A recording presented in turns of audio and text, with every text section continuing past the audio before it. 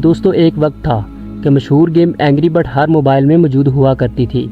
एक ऐसी गेम जो ब्रांड बन गई थी। एंग्री बर्ड के खिलौने बन गए थे, मूवीज़ रिलीज़ हो गई थी, यहाँ तक कि एंग्री बर्ड के नाम का थीम पार्क भी बन गया था। बच्चे हो या बूढ़े, सब इस गेम को शौक से खेलने लगे। लेकिन आज एंग्री बर्ड बिल्कुल इररिलेटिव हो गई है। लेकिन ये सब कैसे हुआ?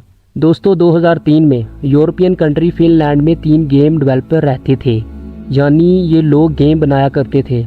इन तीनों ने एक मोबाइल कंपनी बना ली थी जिसका नाम इन्होंने रोविया रख दिया था। ये लोग मोबाइल गेम बनाना शुरू हो गए। दोस्तों ये वो दौर था जब स्मार्टफोन आम नहीं हुआ करते थे, इसीलिए मोबाइल फ़ोन के लिए गेम्स बनाना इतना मुश्किल था और यही इनके साथ हुआ। अगले कुछ सालों में इन्होंने 51 गेम बना डाली है, लेकिन कोई भी गेम ना चल सकी। इनकी कंपनी शदीद नुकसान में जा रही थी।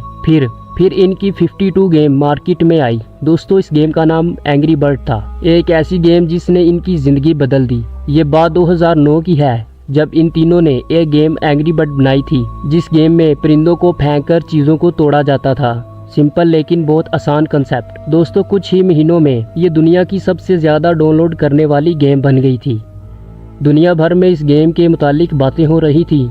एंग्री बर्ड एक ब्रांड बन चुका था। 2012 तक इस कंपनी ने $2 करोड़ कमा लिए थे। एंग्री बर्ड शोहरत की बुलंदियों पर थी। एंग्री बर्ड की गेम के अलावा एंग्री बर्ड की टी शर्ट और तरह तरह की चीज़ें लोग खरीदने लगे। लेकिन फिर ऐसा क्या हुआ कि गेम गुमनामी में चली गई? दोस्तों 2014 से पहले सब कुछ ठीक चल रहा था। 2014 में एंग्री बर्ड को 2 अरब मरतबा डाउनलोड किया जा चुका था। एंग्री बर्ड की कई मुख्तलिफ गेमें आ चुकी थीं। लेकिन दोस्तों फिर इस कंपनी का फोकस असल चीज़ों से हटना शुरू हो गया, गेम से। ये लोग सिर्फ एंग्री बर्ड की चीज़ें बेचने में मसरूफ़ थे ताकि ज़्यादा से ज़्यादा पैसे कमाए जा सकें। ये कंपनी एंग्री बर्ड पर ज़्यादा तवज्जो नहीं दे रही थी, जैसा कि एंग्री बर्ड की एक गेम एंग्री बर्ड ट्रांसफार्मर या फिर एंग्री बर्ड फाइट और ऐसी कई गेम्स फ्लॉप हो रही थी। लोग इन गेम से बोर होना शुरू हो गए थे और एंग्री बर्ड की पॉपुलैरिटी कम होना शुरू हो गई थी। ये कंपनी एंग्री बर्ड की गेम बनाने में ख़ास इंटरेस्ट नहीं ले रही थी। ये लोग ज़्यादा से ज़्यादा मार्केट में गेम्स ला रहे थे ताकि पैसे बनाए जा सकें, और यहाँ से ही तबाही और डाउनफॉल शुरू हो गया। दोस्तों 2014 में रोवियो कंपनी का प्रॉफिट बहुत ज़्यादा गिर गया था। इनकी टी शर्ट और खिलौने वगैरह बिकना ख़त्म हो गए थे और इस कंपनी को अपनी कंपनी के 110 एम्प्लॉयज़ को निकालना पड़ गया था। एक मसला ये भी था कि रोवियो कंपनी की कोई दूसरी गेम भी कामयाब नहीं हो रही थी।